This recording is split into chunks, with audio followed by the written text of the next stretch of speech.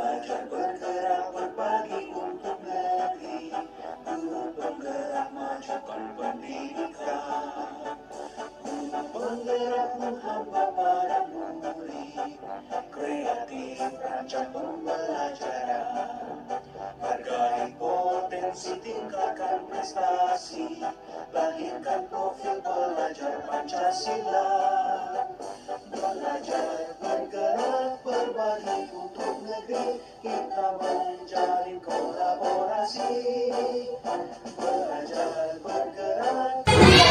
Assalamualaikum warahmatullahi wabarakatuh. Perkenalkan, nama saya Mufti Siti Maulida. Saya calon guru penggerak angkatan 11 dari SD Negeri Harjasari 01 Kabupaten Tegal. Saya akan melakukan wawancara bersama Bapak Kepala Sekolah saya, Bapak Sanastro SPDSD, Kepala Sekolah SD Negeri Harjasari 01 Kecamatan Suradadi, Kabupaten Tegal. Bapak mau ambil mengganggu waktunya. Saya akan mewawancarai Bapak untuk memenuhi tugas saya, demonstrasi kontekstual modul 3.1 tentang dilema etika. Siap nih Pak? Siap, bisa. Pertanyaan yang pertama, selama ini bagaimana Bapak dapat mengidentifikasi kasus-kasus yang merupakan dilema etika atau rujukan moral? Terima kasih atas pertanyaannya. Sebenarnya untuk dilema etika itu kita alami jika kita ada dua kepentingan yang sama-sama benar. Maka kepentingan itu kita suruh untuk memilih prioritas mana, karena itu sama-sama benar, ya, sesuai dengan nilai kewajibannya.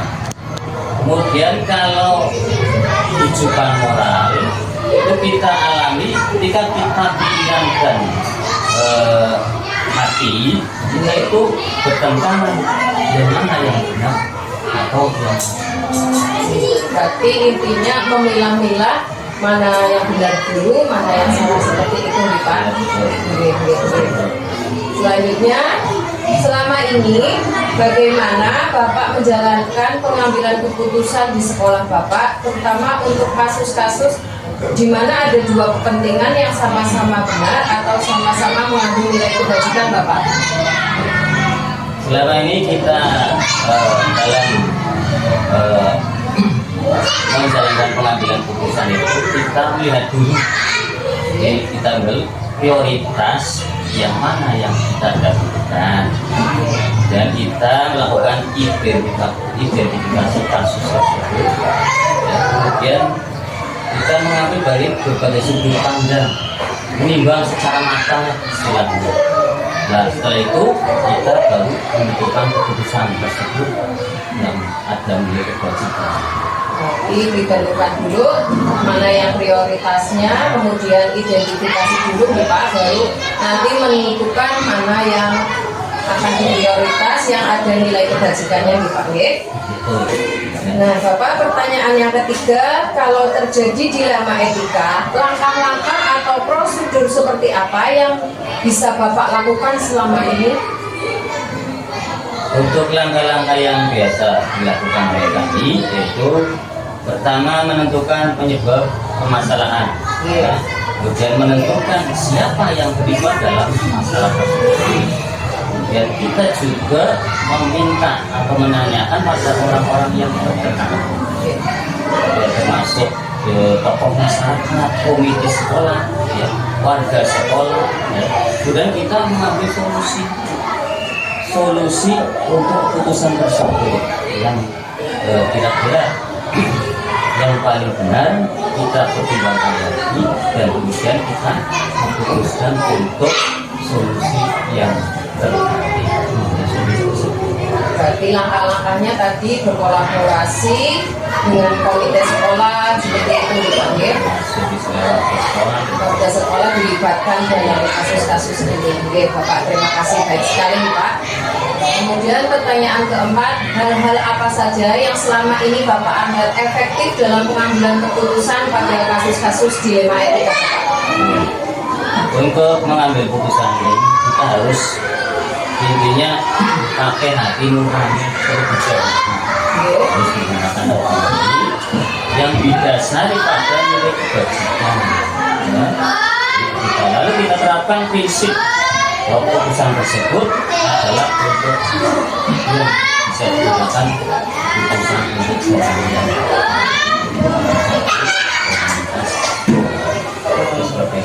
Menggunakan hati nurani dulu gitu ya untuk mengambil keputusan baru menerapkan prinsip-prinsip tersebut ya. Oke, baik Bapak. Untuk berikutnya pertanyaan kelima, hal-hal apa saja yang selama ini merupakan tantangan dalam pengambilan keputusan pada kasus-kasus dilema etika? Tantangannya apa saja? Kalau kita berpegang pada komitmen kita misalkan pada komitmen untuk penyelesaian masalah kasus tersebut, maka segala tantangan itu kita akan mudah atasi. Kita akan atasi bersama, kemudian kita menjadi beban bagi kita. Pertanyaan ke-6, apakah Bapak memiliki sebuah tata kala atau jadwal tertentu dalam sebuah penyelesaian kasus dilema etika?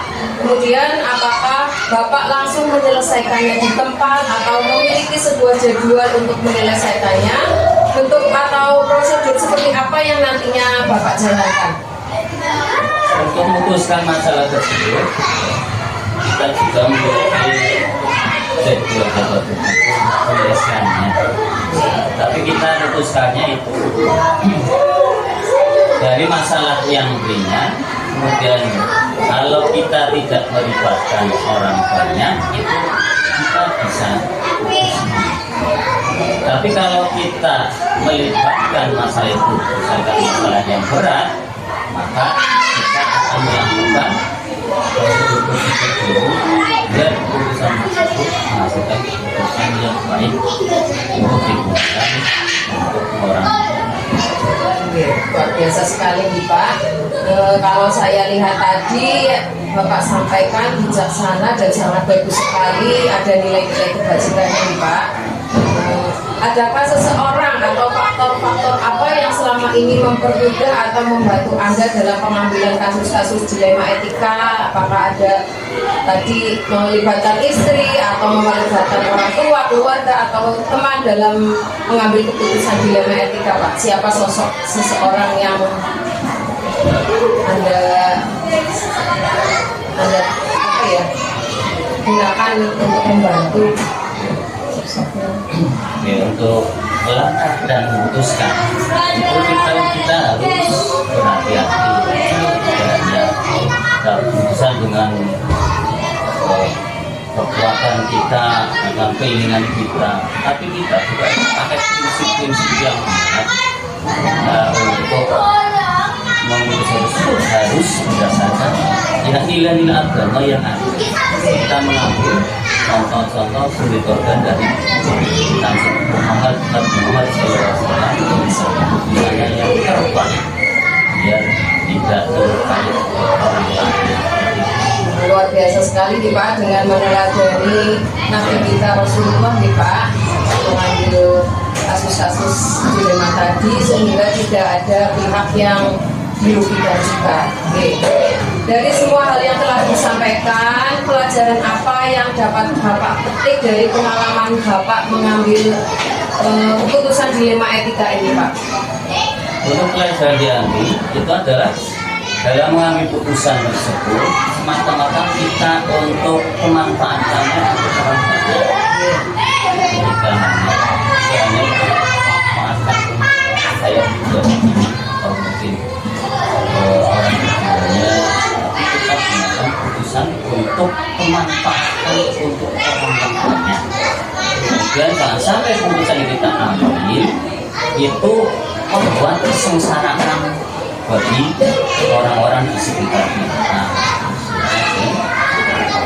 Misalnya pendidikan yang kita ada di sekolah itu seperti itu. Baik, luar biasa sekali nih Pak, Masya Allah. Semoga nanti saya bisa terapkan dalam pembelajaran saya di kelas, karena nanti dalam pembelajaran di kelas saya juga juga harus membuat keputusan-keputusan yang mengandung nilai-nilai kebajikan untuk peserta didik saya. Baik Bapak, terima kasih atas waktu yang telah diberikan dalam wawancara ini. Semoga bisa bermanfaat untuk kepala sekolah di Indonesia dan seluruh guru-guru yang ada di Indonesia. Sekian wawancara saya bersama Bapak Sanastro SPD SD Kepala SD Negeri Harjasari 01. Kurang dan lebihnya saya mohon maaf yang sebesar-besarnya. Wassalamualaikum warahmatullahi wabarakatuh.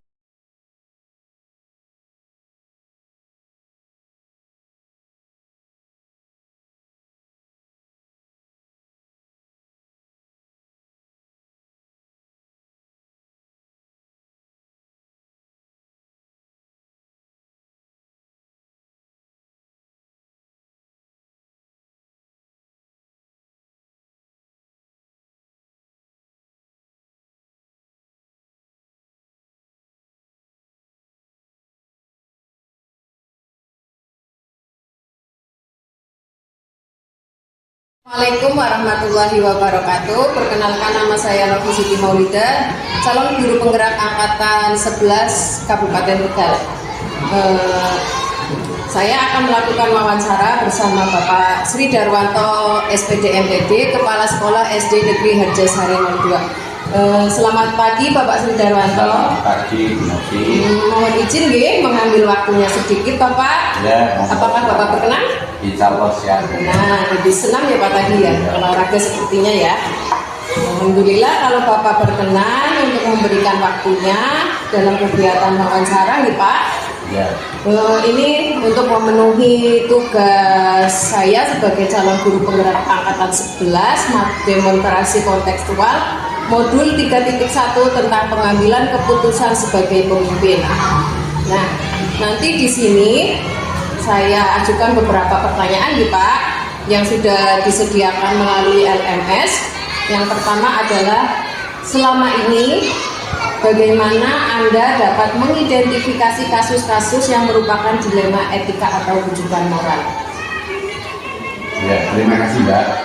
Untuk kegiatan yang kami laksanakan di kasus tersebut yaitu mengidentifikasi kasus dilema etika berdasarkan nilai-nilai kebaikan yang harus kita sedangkan rujukan moral itu antara benar atau salah seperti itu.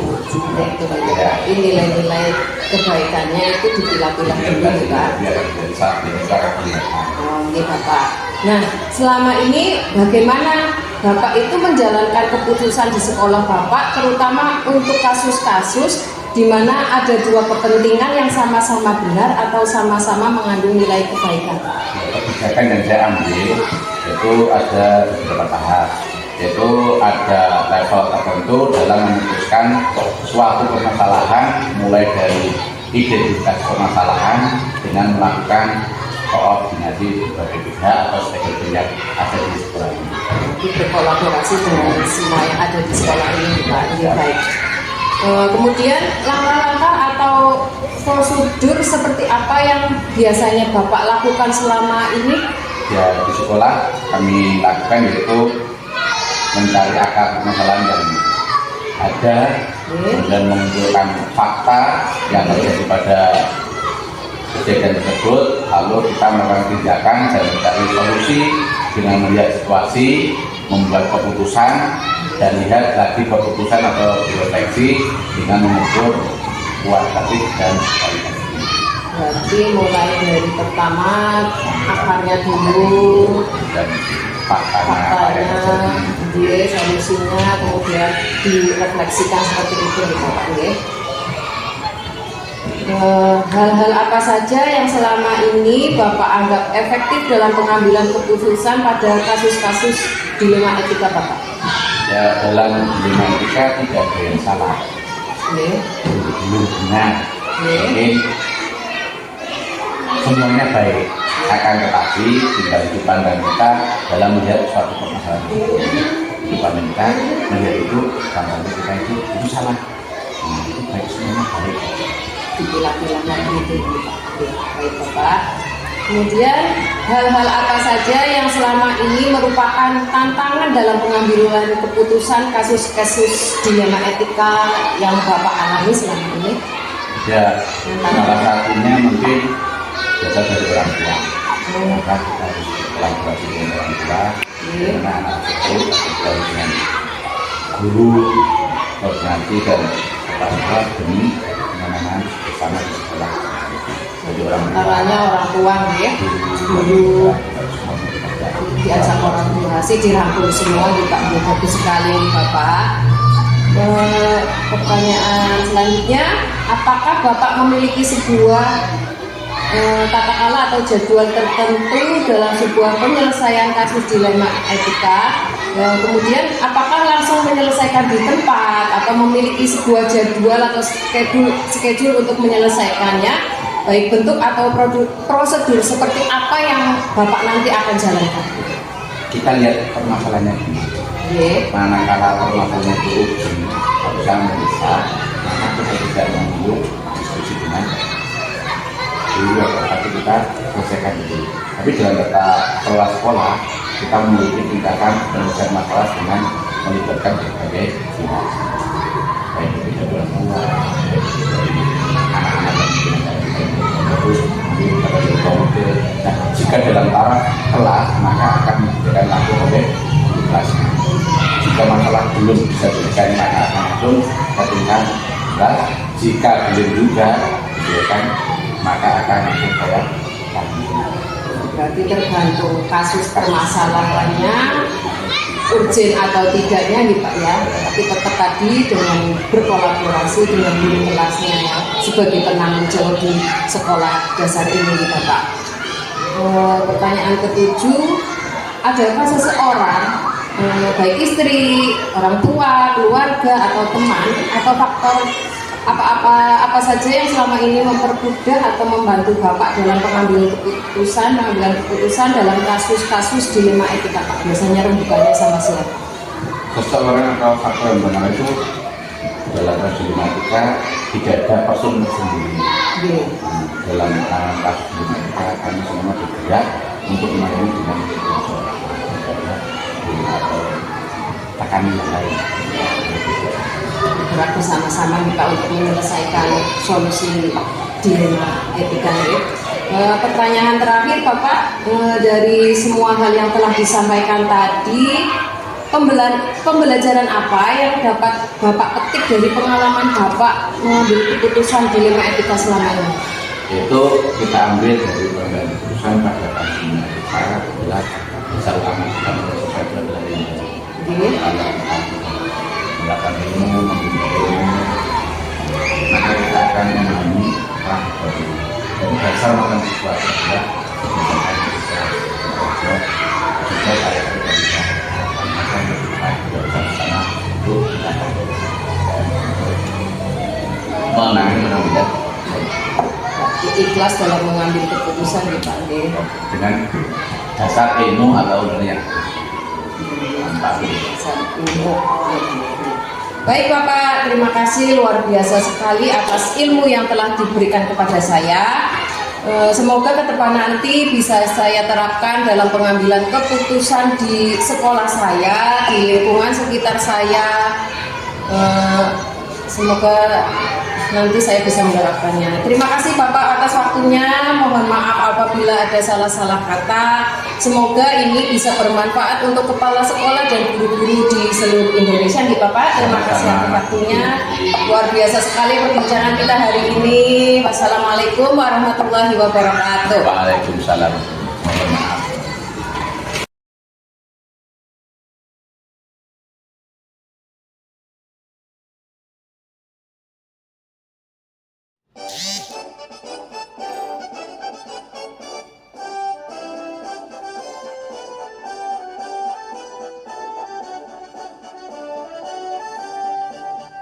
Gunakan tekad, kuatkan hati. Negeri ini memanggilmu kawan. Belajar bergerak berbagi untuk negeri. Guru penggerak majukan pendidikan. Guru penggerak menghamba para murid. kreatif rancang pembelajaran, hargai potensi tingkatkan prestasi, lahirkan profil pelajar Pancasila, belajar bergerak berbagi untuk negeri, kita menjalin kolaborasi, belajar bergerak berbagi untuk negeri, demi bakti pada Ibu Pertiwi.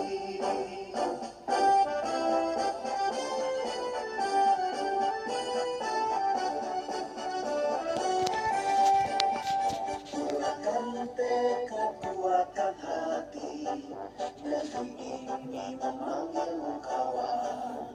Belajar bergerak berbagi untuk negeri, guru penggerak majukan pendidikan, guru penggerak menghamba pada murid, kreatif rancang pembelajaran, hargai potensi tingkatkan prestasi, lahirkan profil pelajar Pancasila, belajar bergerak berbagi untuk negeri, kita menjalin kolaborasi, belajar bergerak berbagi untuk negeri, demi bakti pada Ibu Pertiwi, belajar bergerak berbagi untuk negeri, kita menjalin kolaborasi, belajar bergerak berbagi untuk negeri, demi bakti pada Ibu Pertiwi.